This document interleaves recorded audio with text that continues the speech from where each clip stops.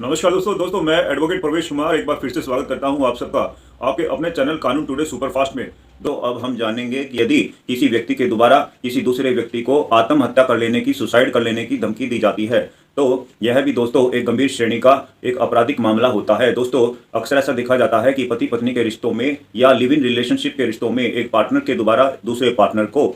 बात बात पर सुसाइड कर लेने की, आत्महत्या कर लेने की धमकी दी जाती है। दोस्तों ऐसे मामलों को भी हल्के में नहीं लिया जाना चाहिए। दोस्तों अक्सर यह देखने में आता है कि कुछ पत्नियां, जी हां कुछ पत्नियां अपने पति पर मानसिक तौर पर दबाव बनाने के लिए, उन्हें परेशान करने के लिए, अक्सर उनसे अपनी उल्टी सीधी बातों को मनवाने के लिए अपने पति को और ससुराल पक्ष के लोगों को दहेज उत्पीड़न की धाराओं में, क्रूरता की धाराओं में, जी हां 498 एक झूठी FIR करने की, झूठे मामले दर्ज करवाने की कुछ महिलाएं अपने पति और ससुराल पक्ष को आए दिन अक्सर धमकियां देती हैं। कुछ महिलाएं अपने पति और ससुराल पक्ष के लोगों पर मारपीट करने की इल्जाम भी लगाए जाते हैं। जी हां, मारपीट करने के मामले भी दर्ज करवाने की धमकियां कुछ पत्नियों के द्वारा दी जाती है। कुछ महिलाएं अपने पति और ससुराल पक्ष के लोगों पर जबरदस्ती अबॉर्शन करवाने की या कहने की गर्भपात करवाने की धमकियां भी देती हैं। ऐसे में दोस्तों यदि किसी महिला के द्वारा अपने पति पर, ससुराल पक्ष के लोगों पर आत्महत्या कर लेने की धमकी दी जाती है, सुसाइड कर लेने की धमकी दी जाती है, तो ऐसे मामलों को हल्के में नहीं लिया जाना चाहिए। ऐसे मामलों में पति को यह चाहिए कि वह अपनी पत्नी के विरुद्ध एक लिखित शिकायत अपने नजदीकी पुलिस थाना में जरूर दी जानी चाहिए। दोस्तों ऐसी ही शिकायत पुलिस विभाग के उच्च अधिकारियों को SP कार्यालय में दे देनी चाहिए। जी हां दोस्तों, दे देनी चाहिए।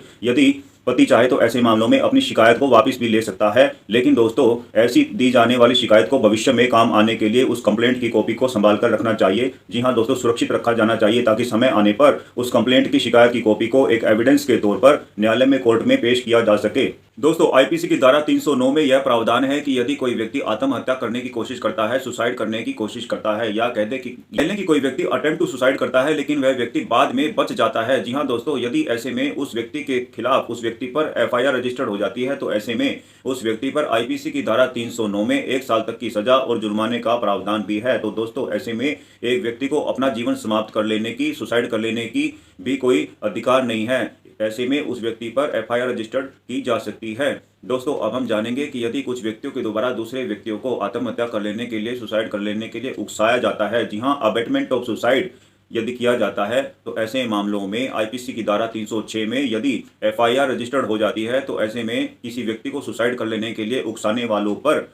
10 साल तक की सजा और जुर्माने का प्रावधान है। दोस्तों अभी हाल ही में 2022 में माननीय सुप्रीम कोर्ट के द्वारा IPC की धारा 306 में एक महत्वपूर्ण जजमेंट, एक लैंडमार्क, एक ऐतिहासिक फैसला सुनाया गया है। दोस्तों इसमें यह बताया गया है, यह स्पष्ट कर दिया गया है कि माननीय सुप्रीम कोर्ट ने, सर्वोच्च न्यायालय के द्वारा यह बताया गया है कि यदि कुछ व्यक्तियों के द्वारा एक व्यक्ति को आत्महत्या कर लेने के लिए उकसाया जाता है, ऐसे हालात बना दिए जाते हैं कि वह व्यक्ति आत्महत्या कर लेने को मजबूर हो जाता है, तो ऐसे मामलों में यदि वह मृतक अपने पीछे एक सुसाइड नोट छोड़कर जाता है, एक लेटर छोड़ करके जाता है, वह उस लेटर में यह लिख कर जाता है कि उसे आत्महत्या को मजबूर कर देने वाले यह व्यक्ति हैं। जी हाँ, यदि वह उन व्यक्तियों के नाम लिख करके चला जाता है और उन व्यक्तियों के विरुद्ध यदि एक FIR रजिस्टर्ड हो जाती है, तो माननीय सुप्रीम कोर्ट ने ऐसे मामलों में यह कहा है कि ऐसे मामलों में शिकायतकर्ता, जी हाँ मृतक का शिकायतकर्ता, कंप्लेनेंट, चाहे वह मृतक का माता पिता हो, चाहे वह मृतक की पत्नी हो, पति हो, या उसके बच्चे हों, या उसकी देखरेख करने वाले कोई अभिभावक हों, ऐसे मामलों में दोस्तों